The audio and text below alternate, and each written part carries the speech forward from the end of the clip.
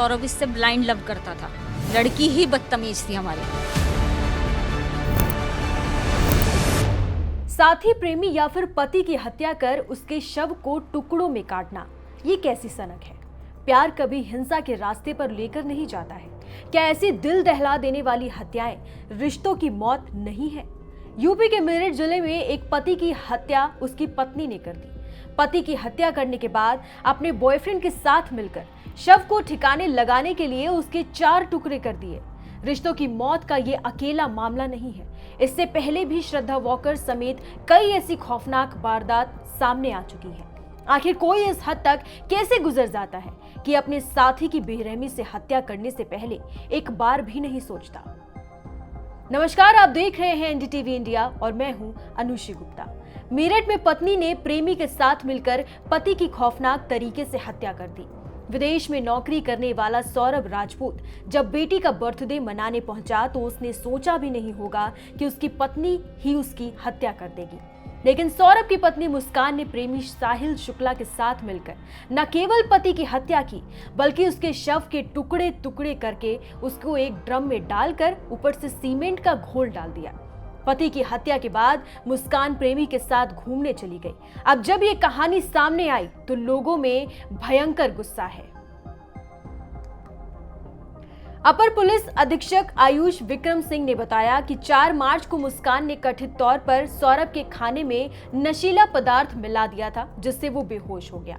इसके बाद मुस्कान और उसके प्रेमी साहिल ने सौरभ की चाकू घोंपकर हत्या कर दी। उसके बाद उन्होंने शौचालय में रेजर और चाकू का इस्तेमाल कर उसके शरीर के टुकड़े टुकड़े कर दिए। उन्होंने कहा अगले दिन उन्होंने एक नीला प्लास्टिक ड्रम सीमेंट और रेत खरीदा तथा ड्रम में सौरभ के शरीर के अंगों को छुपा दिया और उसमें सीमेंट और रेत का मिश्रण कर दिया। इसके बाद वो शिमला घूमने गए और 17 मार्च को वापस लौटे। शव और हत्या के हथियार उनके घर से बरामद किए गए। मेरठ जैसी ही वारदात बनारस से भी सामने आई है, जहां एक लड़की ने नए बॉयफ्रेंड से पुराने प्रेमी की हत्या करवा दी। बनारस में होली की रात युवक को बुलाकर गोली मारकर हत्या करने के मामले में पुलिस ने मृतक युवक की प्रेमिका और मौजूदा प्रेमी को गिरफ्तार किया है। पुलिस ने युवक की हत्या में इस्तेमाल बाइक भी बरामद की है।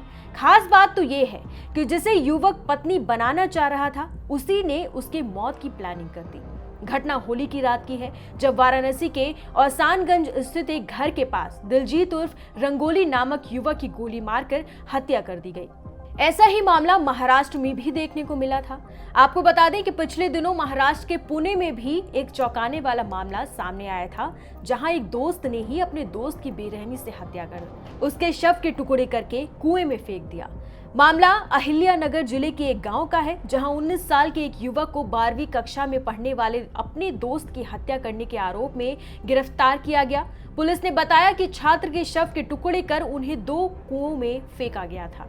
दरअसल आरोपियों को संदेह था कि छात्र ने उन दोनों की निकटता को लेकर उन्हें बदनाम किया था, जिसकी वजह से इस घटना को अंजाम दिया गया। कुछ समय पहले बेंगलुरु में हत्या का एक सनसनीखेज मामला सामने आया था, जहां एक महिला के शव के 30 टुकड़े कर फ्रिज में रखा गया था। इस महिला की हत्या किसने और क्यों की, इन सवालों के जवाब तलाशने में पुलिस अभी भी जुटी हुई है। लेकिन आशंका जताई जा रही है कि किसी परिचित ने ही घटना को अंजाम दिया है। महिला के शव के 30 टुकड़े करके उसे फ्रिज में रखा गया था। बदबू होने के बाद पुलिस को इसकी सूचना दी गई, जिसके बाद पुलिस मौके पर पहुंची और मामले की जानकारी हुई। पुलिस ने बताया कि महिला घर पर अकेली रहती थी और उसका पति बेंगलुरु के पास ही एक आश्रम में काम करता था। महिला किन्हीं कारणों से अपने पति और बच्चों से दूर रहती थी। रिश्तों की हत्या करने वाले श्रद्धा वॉकर केस ने भी देश को झकझोर कर रख दिया था। 18 मई 2022 को आफ्ताब पूनावाला ने कथित तौर पर श्रद्धा की गला दबाकर हत्या कर दी थी। पुलिस के मुताबिक पूनावाला ने श्रद्धा के शरीर को 35 टुकड़ों में काट दिया था। इन्हें दिल्ली में अलग अलग स्थानों पर फेंकने से पहले फ्रिज में रख दिया। रिपोर्ट्स के मुताबिक आफ्ताब ने श्रद्धा को टुकड़े टुकड़े करने के लिए 2 चाकू, 1 हथौड़ा और 1 फावड़ा खरीदने की बात कबूली थी। श्रद्धा के भाई ने भी गवाही देते हुए कहा था कि श्रद्धा ने उसे आफ्ताब द्वारा हमला किए जाने की बात बताई थी। फिलहाल इस वीडियो में इतना ही। बाकी तमाम खबरों को विस्तार से जानने के लिए आप देखते रहिए एनडीटीवी खबर ब्रीफ, मेरे साथ सिर्फ एनडीटीवी के यूट्यूब चैनल पर। नमस्कार।